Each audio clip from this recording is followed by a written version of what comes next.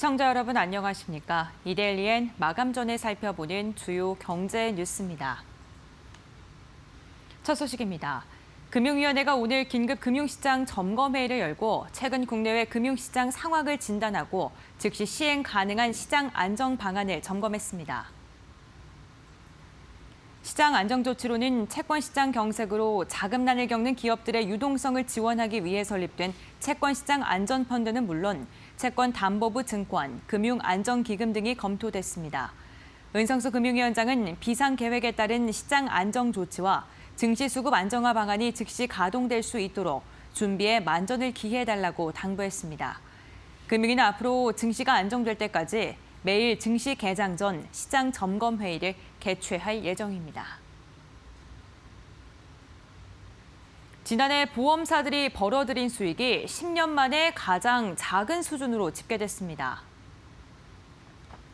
금융감독원은 지난해 국내 보험사들의 순이익이 5조 3,367억 원을 기록했다고 오늘 밝혔습니다.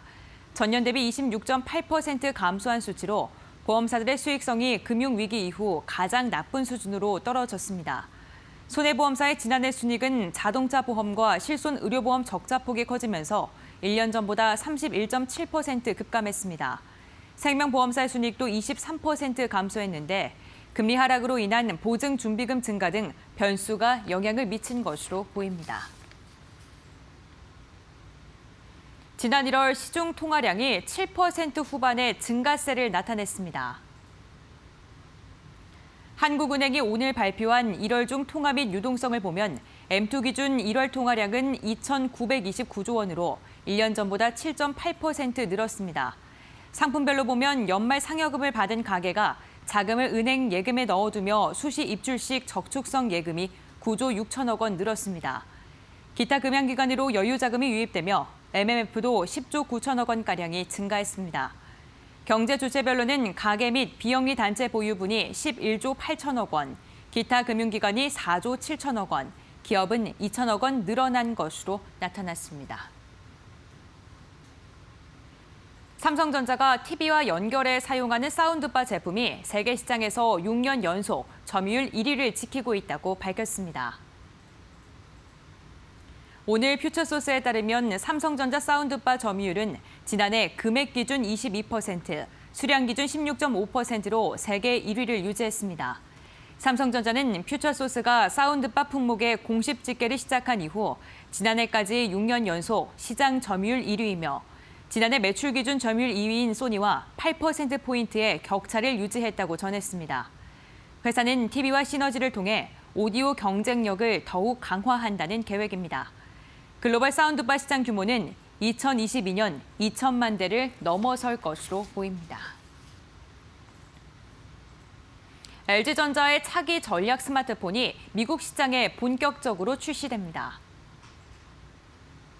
LG전자에 따르면 LG V60 신규는 오는 20일 미국 통신사 T-모바일을 통해 미국 시장에 출시됩니다. 또 다른 미국 통신사 AT&T도 다 같은 날 판매를 시작하고 버라이즌은 26일부터 예약 판매를 진행할 방침입니다. 가격은 $799에서 $950 사이가 예상됩니다. LG전자는 미국을 시작으로 일본, 유럽 등 주요 국가에 출시할 예정이며 국내에서는 판매하지 않을 방침입니다. LG전자는 국내에서는 합리적인 가격의 실속형 모델 위주로 해외 시장에서는 프리미엄 플래그십 모델을 중심으로 하는 전략을 취하고 있습니다. 코로나19 사태로 주가가 폭락하자 저가 매수를 노리는 개인 투자자들이 주식 투자에 나서면서 증시 주변 자금이 사상 최대 규모로 증가했습니다. 금융투자협회에 따르면 지난 13일 증시 주변 자금은 총 131조 2,306억 원으로 집계됐습니다. 국내에서 코로나19 첫 확진자가 나온 지난 1월 20일 이후 14.42% 증가한 것으로 사상 최대 기록입니다. 특히 투자자가 주식을 사려고 증권에 맡겨놨거나 주식을 판 뒤 찾지 않은 돈인 투자자 예탁금은 31%나 증가하면서 많은 개인 투자자 자금이 증시로 몰려들고 있는 것으로 확인됐습니다. 한국거래소에 따르면 지난 1월 20일부터 전날까지 개인은 유가 증권 시장에서 14조가량을, 코스닥에서 2조가량을 순매수했습니다. 이어서 이 시각 간추린 뉴스입니다. 문재인 대통령은 오늘 코로나19 사태로 인한 경제적 파장이 금융위기 때보다 더욱 심각하다며 이를 최소화하기 위해 대통령이 직접 주재하는 비상경제회의를 통해 특단의 대책과 조치들을 신속히 결정하고 강력히 대처해 나가겠다고 밝혔습니다. LG하우시스는 미국에서 고급 인조 대리석인 엔지니어드 스톤 생산 라인을 증설하고 북미 시장을 공략한다고 전했습니다. SK이노베이션은 자회사인 SK종합화학이 프랑스의 화학제품 판매 계열사 1,964억 원을 출자한다고 공시했습니다.